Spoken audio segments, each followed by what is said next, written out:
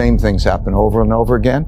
And if you study the patterns of them, you understand the cause-effect relationships and then can write down principles for dealing with them well. We dealt with them very well in that financial crisis and in other debt crises, and I wanted to pass that template along.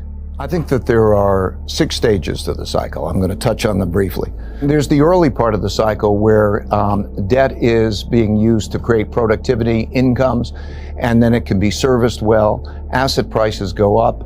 Everything is great. And then you come to the bubble phase of the cycle. And in that bubble phase, you're in a position where everybody extrapolates the past. Because asset goes up, they think its assets are going to continue to rise. And you borrow money, and they leverage. And when you are in that phase, when we do the calculations, you could start to see that maybe you won't be able to sustain that level of debt growth. Then you come into the third phase of the cycle, which is the top.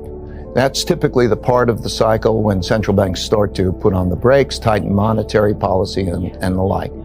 Then you come into the down leg. And when interest rates hit 0%, you come into a depression part of that cycle because monetary policy doesn't work normally when interest rates hit 0. Then you have to have quantitative easing and you begin that expansion and then you carry that along and you begin the cycle. So I think the period that we're in is very similar to the period that we were in the 1930s. If I may, I'll absolutely explain it. Okay.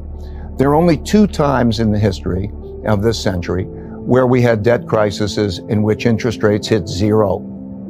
And in both of those times, the central bank had to print money and go to a different type of monetary policy, which we call quantitative easing, and to buy financial assets. And that drives up, in both of those cases, the value of those financial assets and produces a recovery. But it drives interest rates down to 0 or near 0, where they are around the world. And that buying, in this case, $15 trillion of financial assets, has pushed up financial assets and driven the interest rates down to 0, so it's caused asset prices to rise. It's also caused populism, more populism, because that process creates a gap between the rich and the poor. Those who have more financial assets see those asset prices go up. And for various other reasons, a wealth gap has developed. If you look at right now, the top 1/10 of 1% of the population's net worth is equal about to the bottom 90% combined. That's very similar to the late 30s when we had that stimulation and so on. So we're in a situation where we're in the part of the cycle, later part of the cycle, where quantitative easing has been used most of its energy, asset prices are up, interest rates are low, and we're beginning a tightening of monetary policy, very much like we began in 1937. And we have a political situation in terms of having more of a conflict between the rich and the poor, which is bringing out a populism. Populism around the world is the selection of strong-minded leaders who are sort of take charge, but tend to be more nationalistic. And so we're in that type of position. I think the cause-effect relationships are analogous, meaning that if you have a wealth gap and you have a downturn in the economy where you're sharing the pie, how do you divide a budget? Sharing the budget. There's a risk that both sides are at odds with each other. There's also a greater international risk and tensions. Economic tensions produce global tensions for various reasons. So I think that in this expansion, we're about in the 7th inning of a 9-inning game, let's say. We're in the later part of the cycle, the part of the cycle in which monetary policy is tightening and there's not much capacity to squeeze out of the economy. And that as interest rates tend to rise, if they rise faster than is discounted in the curve, it can hurt asset prices. And asset prices are fairly fully priced at this level of interest rates. At some point, we're going to have a downturn because that's why we have recessions. Nobody ever gets it perfectly.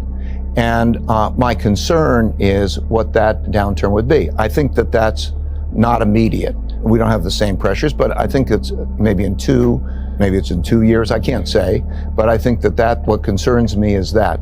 It concerns me also internationally because the situation internationally is quite similar to the late 30s in that in these periods of time, these geopolitical cycles, there is an established power and an emerging power that then have a rivalry. At first, it's an economic rivalry, and then it can become quite antagonistic. So back then, the United States and England won World War I, and we had the peace. But then as there was a rising Germany and a rising Japan, there became that kind of economic rivalry that became more antagonistic. I think that we have a situation where there is a rising China, and the United States is an existing economic power, and there is a rivalry about that, and there can be an antagonism about that. So when I look at it, I think the parallels are quite similar. Doesn't mean that the same outcomes have to happen, okay? But does mean that I think we have to be alerted to the fact that going forward in a downturn, monetary policy will not be able to be as effective as it was last time. So we have to be cautious about a downturn. I would say err on the side of having a little bit more leeway. And then we have to be concerned about the wealth gap and the consequences geopolitically. We're in a very privileged position of having a reserve currency. One of the things that distinguishes countries that really have problems from those who are able to manage their debt problems is whether the currency is denominated, the debt is denominated in one's own currency. That requires us, in order to do that, to continue to maintain sound basic finance. I think we're going to have, though, a squeeze that will be not just related to debt, but even more importantly, related to pensions and healthcare obligations that will happen. So I think these will be difficult times, not immediately, but I think in maybe a few years. And I think it will be very dependent on how we are with each other. You say where it's not an immediate issue, but a couple of years out, we may have a downturn. As you look at where we are in the cycle, what do you think normal investors should do? I think that there are two key parts of investing. There is, what is your strategic asset allocation? And then there's moving around, there's tactical bets and alpha. And I think the average man should not try to make tactical bets to try to produce alpha because he's going to get it wrong. Alpha is better than average market. Yeah, in other words, to say, now's the time to buy, now's the time to sell. Market timing. Don't do that. The history of it is clear. I remember learning this when Peter Lynch ran the Magellan Fund. And there was the best stock performing fund in all the stock market when the stock market was best. And the average investor lost money in it. And how is that possible? And the reason it's possible is when it was very hot and the advertisements were there, people bought. And when it had a period of bad performance, they got out and they got scared. And so market timing is a very difficult thing. It's a very difficult thing for we who put hundreds of millions of dollars each year, and we have 1,600 people at Bridgewater. It's a difficult game. And so I would say that they should not try to play that game, that they should understand how to achieve balance and diversification in operating. Now, how to do that is a conversation that's a longer conversation. Tony Robbins interviewed me about it, and he made a very simple book as part of investing. It's described in there, but there's ways of achieving balance that doesn't cost you return and significantly reduces your risk. So I would recommend that they come to a balanced portfolio, what we call an all-weather portfolio, but something that means that they're not exposed to any particular type of environment. If you're going to play the cycle, then realize that the time to buy is when there's blood in the streets, as they say, okay? And then you sell when everything is great and everybody's extrapolating the past and you're near the end of the cycle. Because as you come in, as your unemployment rate gets low and asset prices are high and debts are being built up and everyone's extrapolating the past will not perform up to expectations. And that is the time to sell. But it's very difficult for people to step away from the crowd and to do that. First of all, you look at how much slack is left in the cycle. Okay, where's the unemployment rate? Where's the capacity? What is the central bank doing? Is it tightening monetary policy or is it easing monetary policy? That's one. So how much slack? Second, you look at how much debt has been used to finance those purchases. Okay.